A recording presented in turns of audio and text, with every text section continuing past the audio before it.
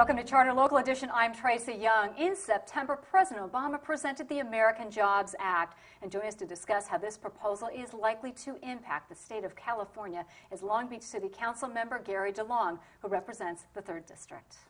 Good to have you with us, sir. Thank you. So in September, the president, right after Labor Day, he presented this Americans Jobs Act.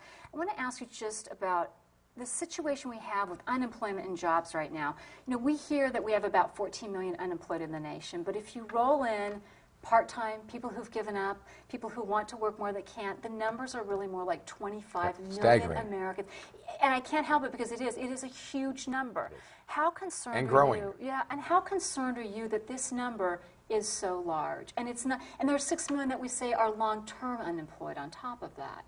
Obviously, we're very concerned about it, right? Because those are individuals that require more social services, more cost. There could be more problems in your community. It can have a devastating impact on your financial situation. And I think we also got the poverty numbers out shortly after this, and we said that there are 46 million Americans living in poverty. We talk about being one of the greatest nations in the world, but 1 in 6 Americans are living in poverty.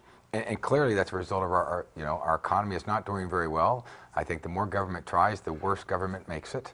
And candidly, I'm hoping government can kind of back away from it, not do more rules, more regulations, more programs.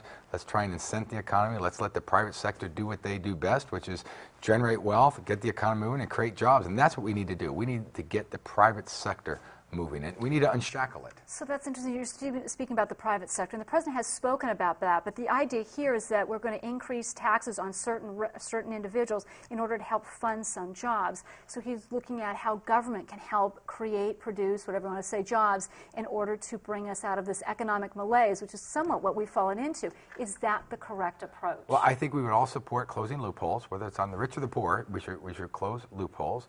And I think it's very popular to say, let's tax the rich, but let's look at that a little bit. Are we taxing the rich, or is what we're doing, we're taking money away from people that create jobs, from businesses that create jobs, from people that stimulate the economy, and we take money away from that and give it to the black hole of government? Now, if you look at it that way, that doesn't make a lot of sense to me. You know, the Labor Department released a report, I think it was in August, I'm trying to remember, I think it was around in August, where they said that only 3% of the population even earned over $200,000 per year.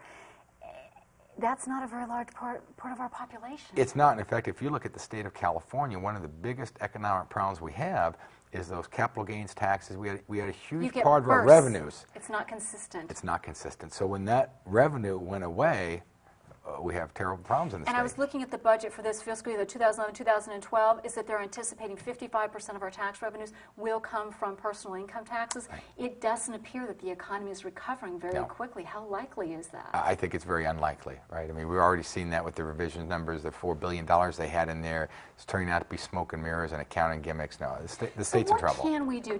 Do we know yet? I mean, obviously, it takes a while for legislation to go through over them to talk about. We do. Do we know how this American Jobs Act is likely to impact California? Will we benefit? Well, first of all, I'm not sure the American Jobs Act is going to go anywhere. I don't know that Congress is going to approve it. I don't think I think while we might agree with some of its goals, I think there's a lot of disagreement. Philosophically, there isn't maybe a difference. Well, yeah, philosophically of what it wants to accomplish, but how you do it, and certainly, saying we're going to tax the rich, that's a good soundbite, but I don't think that's realistic. What can California do? What do we need to do to get California moving? We need leadership that's more pragmatic. We need leadership that's more common sense. Kind of when you went in the beginning about the family that sits down and prioritizes in terms of what you can spend money on and what would be the nice to have, but you can't afford it. We need leadership that's willing to do that. Anybody stepping forward that you see that's taking that role? I'm sorry. Unfortunately, I'm not as optimistic as I would like to be. But you'll get there, I'm sure, if you could be. Well, I'm going to let others deal with that. That's a pretty big hole. All right. Anyway, thank you so much for your time as always, sir. All right. Thank you. Thank you for watching Charter Local Edition. I'm Tracy Young.